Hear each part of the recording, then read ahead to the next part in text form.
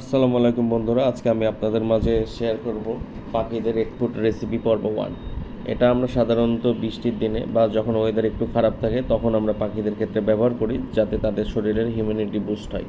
তো এখানে আমি ব্যবহার করেছি আপনার মুরগির ডিম, গাজর, এক ফুড আর একটু হার্বস।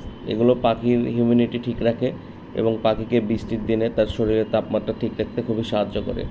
আপনারা বৃষ্টির দিনে সবসময় পাখিকে এ ধরনের খাবার দেওয়ার চেষ্টা করবেন, এতে আপনার পাখির শরীর স্বাস্থ্য ঠিক থাকবে এবং তারা ফিজিক্যালি অ্যাক্টিভ থাকবে এবং তারা বিভিন্ন রোগবালাই থেকে তাদের প্রতিরোধ থাকবে।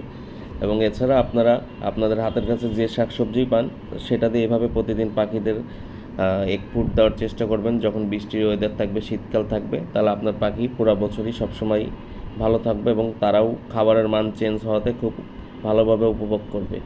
তো আপনারা আরও ভালো ভালো এরকম ভিডিও পেতে আমার পেজে লাইক, কমেন্ট, শেয়ার, ফলো দিয়ে পাশে থাকবেন। আসসালামু আলাইকুম।